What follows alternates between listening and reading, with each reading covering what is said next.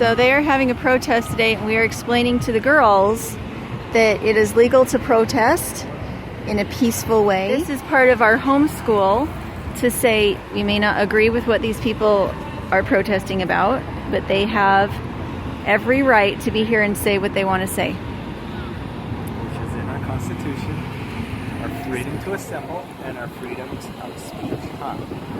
Yep, so. First Amendment.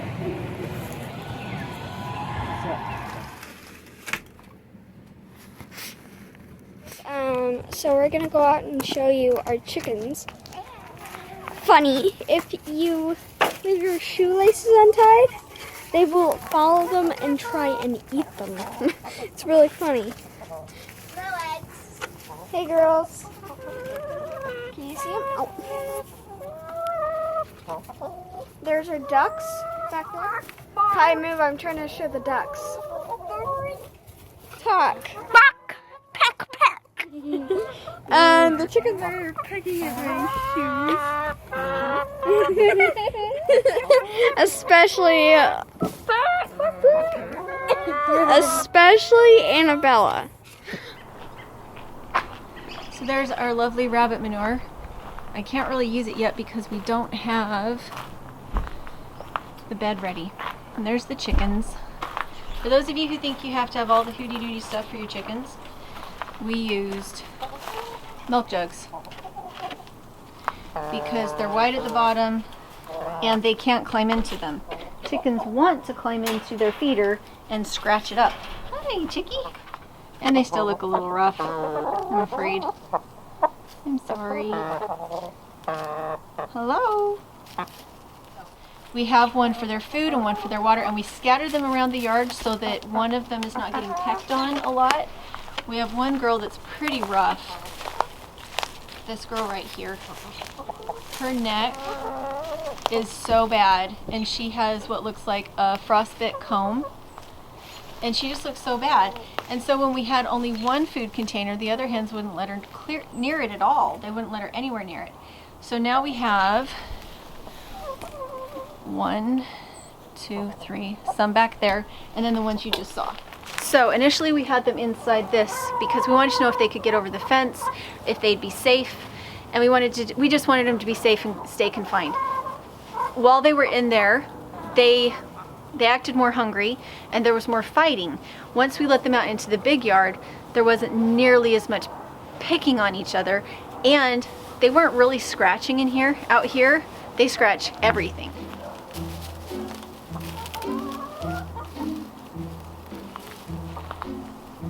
And you can see the ducks are doing just fine with them.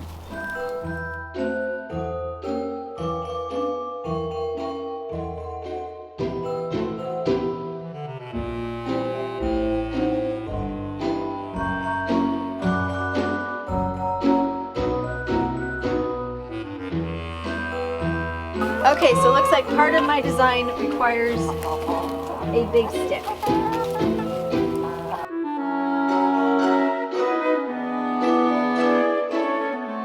John, can you come help me? Okay, so with everything that I do on the farm, it's all a big experiment. I wanted to see if we could tilt it on its side. Hi, chickies.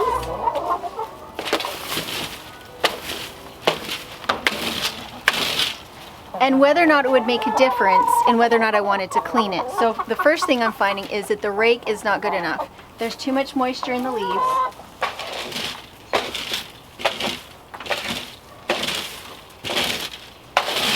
So I do have a shovel, and what I think would actually work really well here would be a 2x4 that I could just put here, because it's not heavy, is it? It's not heavy. I lifted it up, I tipped it on its side. The 2x4s that we put on the underside are holding it fine. So if I go find a 2x4 or some other stick to hold it, all he's really doing is like one hand balancing it, right? What did I say? Did I say two hands? Yeah, he's balancing it with one hand. I need some kind of kickstand so that I can do this, and I need a shovel.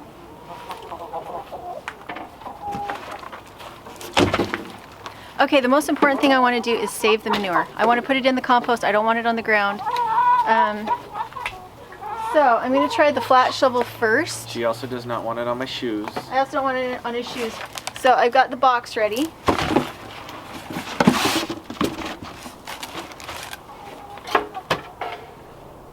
Yes, thank you for the reminder. I won't get it on your shoes.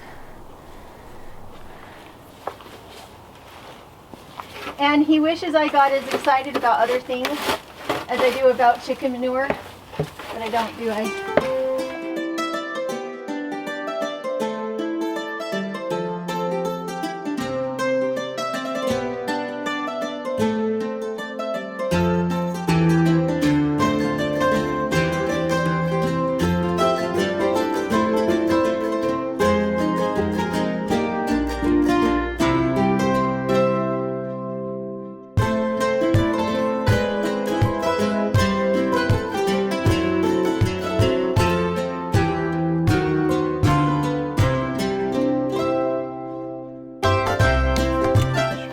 Alright, so now I'm going to go get some dry leaves and put them down.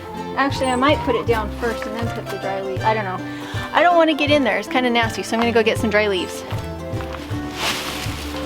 Anyway, I've had your thumbnail. One thing to know is that if all the animals are picking on a particular animal, a lot of times it means they have a parasite problem or some other thing that's making them pick on them. Almost pretty much without exception, that's been the case. So this one hen that's getting picked on probably has something that we should probably take her out of the flock, but I don't want to at this point because they were all in pretty rough shape when they got here. So these are leaves that we took from the side of the road from other people instead of it going to the city, and I save them for the bed, but I also save them as dry bedding.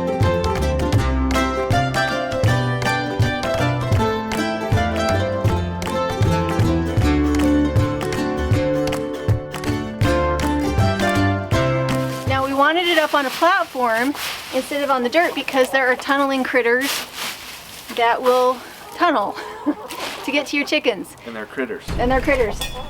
Okay, shall we try to put it down?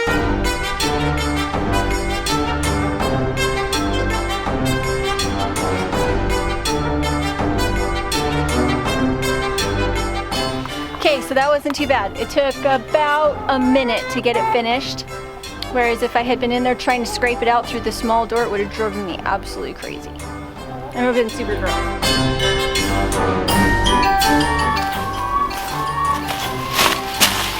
Okay, one thing I keep forgetting to do is I need to give them some actual covers over their egg-laying spaces so they're not pooping in that space too. So I usually use cardboard boxes and cut a door in it or a Rubbermaid. But right now I wanted to show you putting this down. So I'm going to put it in and shake it around a little bit on top of the wood.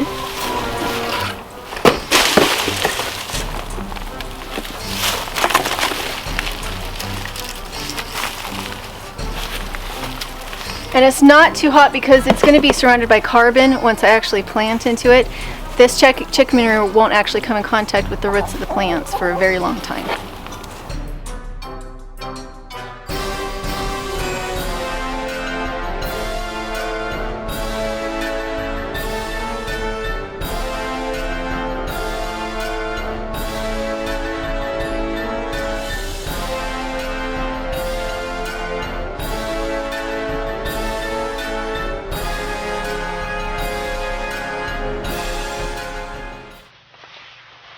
I'm clipping all sorts of things lately to reseed them, but I planted peppers and herbs and a lot of teas in here right now.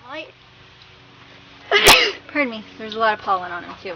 Again, what I'm really worried about is whether or not they're getting fertilized. I have compost tea that I like to use, and this is how I start my herbs, is in these little peat pots. And then I pour water into the bottom of the planting tray. Okay, so I'm going to show this to you guys.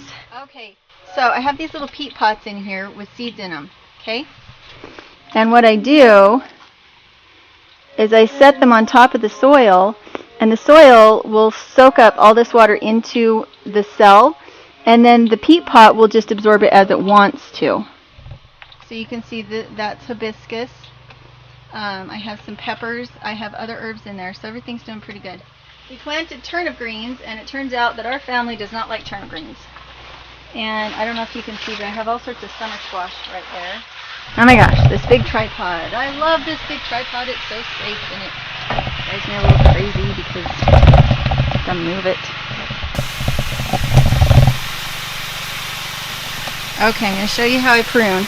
I come in here and I look for anything that's like greens that we wouldn't eat, or something that is hogging sunlight.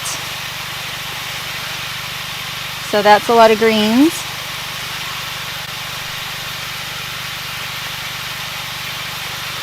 And we don't like the turnip greens. They're really bitter, or they hurt your tongue.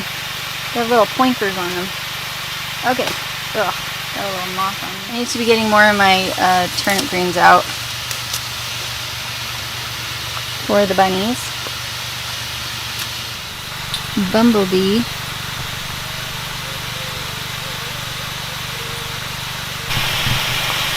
All of my summer squash? Lovely, huh? Stop moving, tomato. Right there. Tomato, summer squash. So that's my tour of the greenhouse this morning. Everything's looking really good. I don't have to water it for very long at all. I need to go turn it off, in fact. And I need to bring out another bucket of rabbit manure to put in my compost tea. But other than that, we should be good this morning. So I love you guys. And if you have any questions, make sure to put them in the comments below. I'm trying to get back into reading and answering everybody's comments.